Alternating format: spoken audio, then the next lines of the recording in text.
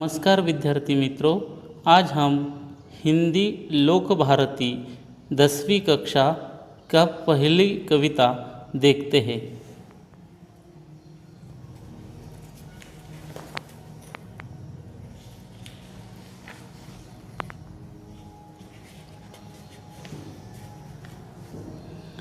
अपनी पहली कविता का नाम है भारत महिमा।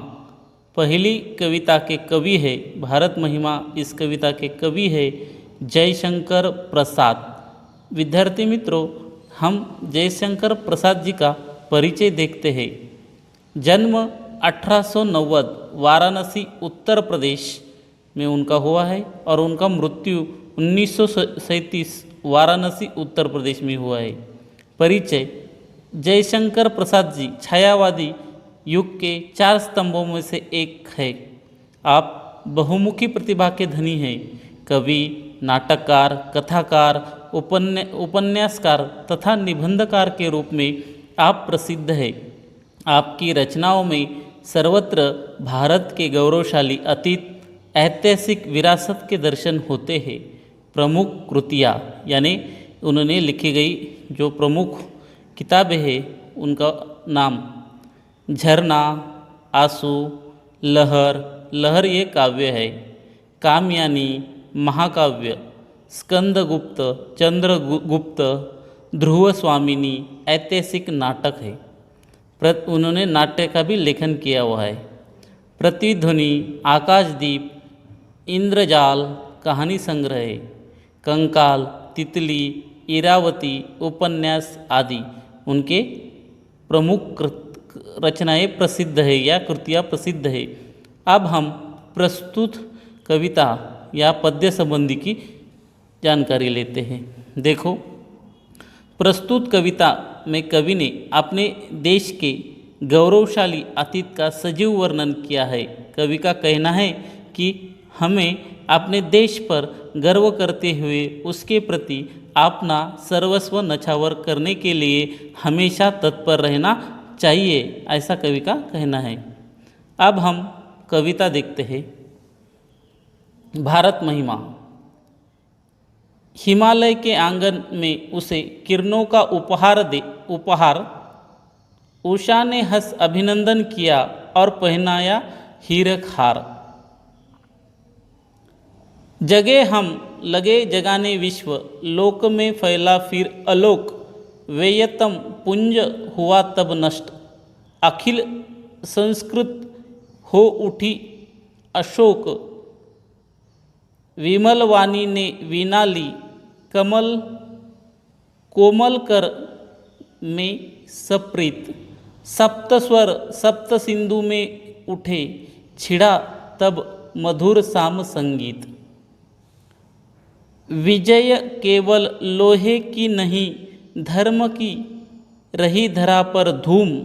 भिक्षु होकर रहते सम्राट, दिया दिखलाते घर घर घूम।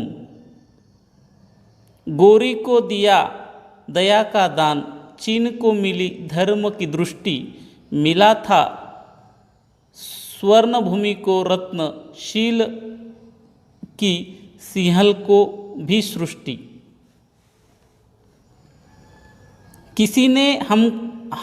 किसी का हमने छीना नहीं, प्रकृति का रहा पालना यही। हमारी जन्मभूमि थी यही, कहीं से हम आए थे नहीं। चरित थे पूत, भुजा में शक्ति। नम्रता रही सदा संपन्न, हृदय के गौरव में था गर्व। किसी को देख न सके विपन्न। हमारे संचय में था दान, अतिथि थे सदा हमारे देव। वचन में सत्य, हृदय में तेज, प्रतिज्ञा में रहती थी टेव। वही है रक्त, वही है देश, वही साहस है, वैसा ज्ञान। वही है शांति, वही है शक्ति, वही हम दिव्य आर्य संतान। जिए तो सदा इसी के लिए, यही अभिमान रहे यह वर्ष। नछावर कर दे हम सर्वस्व, हमारा प्यारा भारतवर्ष, हमारा प्यारा भारतवर्ष। मित्रों, ये कविता हमने पूरी तरह से देख ली है। अब हम इस कविता में जो कठिन शब्द है वो देखते हैं। उपहार यानी भेंट नजराना, उषा यानी प्रात, हीरक यानी हीरे का, आलोक यानी प्रकाश, व्ययतम यानी आसमानी अंधकार, सुसंस्कृत यानी जग, अशोक यानी दुख रहित, विमल यानी पवित्र, संप्रीत यानी प्रेम पूर्वक,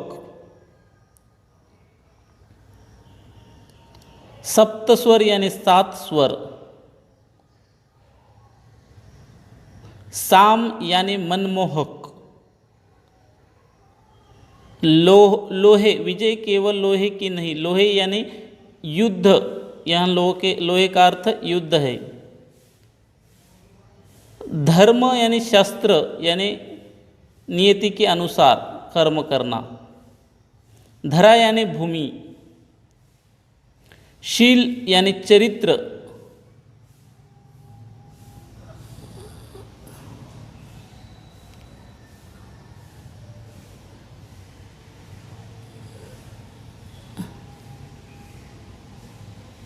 हमारे संचय में था दान, भंडार, संचय यानी भंडार में, टेव यानी स्वभाव, अभिमान यानी गर्व। इस तरह से हमने शब्द देख लिए। अब हम एक एक कड़वे का अर्थ भी देखते हैं। हिमालय के आंगन में उसे किरणों का दे उपहार, उषा ने हंस अभिनंदन किया और पहनाया हीरक हार। देखो, हिमालय के आंगन में मानो सूर्य जब पहली किरण हिमालय पे गिरती है तो ऐसा लगता है कि जैसे सूर्य हिमालय को अपने किरणों का उपहार दे रहा है और वो नज़ारा बहुत ही सुंदर और अच्छा दिखाई देता है। इसीलिए उषा ने हंस अभिनंदन किया, ऐसा प्रतीत होता है। सुबह भी, उषा यानी प्रातः सुबह भी हिमालय का अभिनंदन करती है, क्योंकि जब सूर्य की किरणें जब हिमालय के बर्फीले पहाड़ों पे गिरती है तो मानो ऐसा लगता है कि हिमालय ने हीरो का हार पहनाया है, ऐसा कवि का कहना है। देखो, अब हम दूसरा देखते हैं। जगे हम लगे जगाने विश्व, लोक में फैला फिर आलोक, वेयतम पुंज हुआ तब नष्ट, अखिल संस्कृति हो उठी अशोक। जगे हम लगे जगाने विश्व, मानो सूरज उगते ही भारतीय लोग पहले उठते हैं और अपना ज्ञान बढ़ाते हैं। यानी कि हमारी जो भारतीय संस्कृति है उसमें जो ज्ञान है वो हम खुद पहले अपनाते हैं और उससे व्यामतम पुंज हुआ तब नष्ट, उसी ज्ञान से, ज्ञान रूप से अज्ञान को हम क्या करते हैं, नष्ट करते हैं। मानो अखिल संस्कृति हो उठी अशोक, यानी सारा जग दुख रहित हो गया होगा उस ज्ञान से। विमल वाणी ने वीणा ली, कमल कोमल कर सप्रीत, सप्त स्वर सप्त सिंधु में उठे, छिड़ा तब मधुर संगीत। विमल वाणी ने वीणा ली, यानी भारतीय लोगों की वाणी या बोली बहुत ही विनम्रतापूर्वक है और मानो उसी विनम्रतापूर्वक भारतीय लोग एक दूसरे के साथ व्यवहार करते हैं और इससे सप्त स्वर निकल कर आता है। उसी वाणी से जो बात होती है मानो वो मधुर साम संगीत जैसा लगता है। विजय केवल लोहे की नहीं, धर्म की रही धरा पर धूम, भिक्षु होकर रहते सम्राट, दिया दिखलाते घर घर घूम। देखो, भारतीय लोग हमेशा युद्ध नहीं चाहते हैं, भारत ने कभी भी युद्ध का पुरस्कार नहीं किया है और ना ही युद्ध को अपनाया है। भारतीय वीर जो है, मानो छत्रपति शिवाजी महाराज, महाराणा प्रताप सिंह, इन्होंने हमेशा शांति का ही पहल की है, मगर जब नहीं हुआ तब उन्होंने ही युद्ध किया है।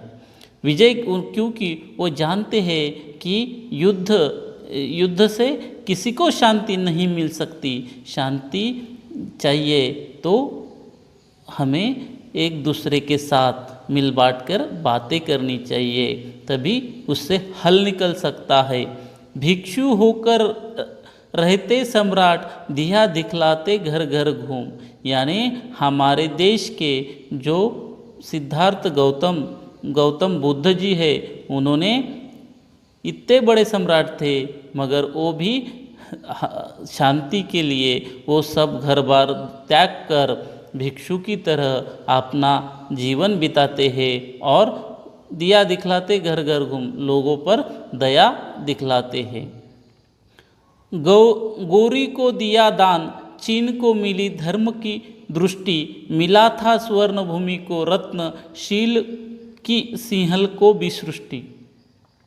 मानो यह देखो, यहाँ पे एक प्राचीन कथा बताई है। सिकंदर का जो सेनापति था, हिलन ने भारत पर आक्रमण किया। जब आर्यगुप्त चाणक्य ने चंद्रगुप्त मौर्य को कहा और उनसे युद्ध किया, और बाद में हेलन को पराभव हो गया, और फिर हेलन की बेटी को चंद्रगुप्त मौर्य की पत्नी के रूप में उन्होंने स्वीकार किया, और इस तरह चीन को धर्म की दृष्टि दे दी। साथ ही श्रीलंका को भी अपनी धर्म का ज्ञान दे दिया है। किसी का हमने छीना नहीं, प्रकृति का रहा पालना यही, हमारी जन्मभूमि थी यही, कहीं से हम आए थे नहीं।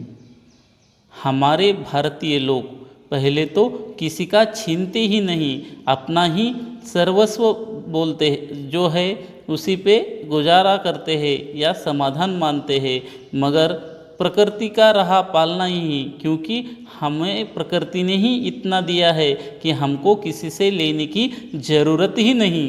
हमारी जन्मभूमि थी यही, कहीं से हम आए थे नहीं। हम तो भारतीय लोग हैं, हमारी जन्मभूमि भारतीय है, भारत माता है, और हम कहीं से ही आए वाले नहीं हैं। इतिहास की ओर हम नज़र डालें तो हमें दिखता है कि भारत के जब किस युद्ध हुए तो भारत ने पहले किसी के साथ युद्ध नहीं किया, ना ही किसी का छीना। जब भारत का छीना और किसी ने पहले युद्ध किया तो भारतीय उसके साथ युद्ध करते हैं, नहीं तो भारतीय हमेशा ही शांति की पहल करते हैं। चरित्र के थे पूत, भुजा में शक्ति, नम्रता रही सदा संपन्न, हृदय के गौरव में था गर्व, किसी को देख न सके विपिन्न। चरित्र के पुत्र भारतीय लोग और भारत माता में श्रद्धा रखने वाले लोग जो है वो क्या रहते हैं, चरित्र पुत्र, यानी उनका चरित्र सदैव हमेशा अच्छा रहता है, उनकी भुजा में शक्ति रहती है और हमेशा ही वो नम्र रहते हैं, नम्रता से संपन्न रहते हैं, और हृदय में गौरव, अपने देश के प्रति में उनके हृदय में गौरव, अभिमान और नम्रता रहती है। और इसीलिए वह हमारे देश में किसी को विपन्न यानी अर्थहीन यानी गरीब नहीं देख सकते, ऐसा कवि का कहना है। हमारे संचय में था दान, अतिथि थे सदा हमारे देव, वचन में सत्य, हृदय में तेज, प्रतिज्ञा में रहती टेव। हमारे संचय में दान, हमारे भंडार में जो दान है वो हम अतिथि देवो भव समझ के हम अतिथि का पहले सम्मान करते हैं और उसको पहले देते हैं।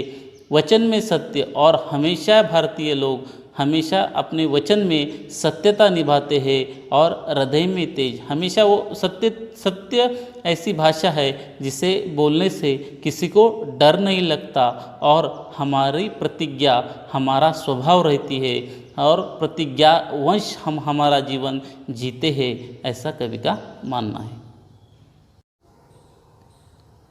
वही है रक्त, वही है देश, वही साहस है, वैसा ज्ञान, वही है शांति, वही है शक्ति, वही हम दिव्य आर्य संतान।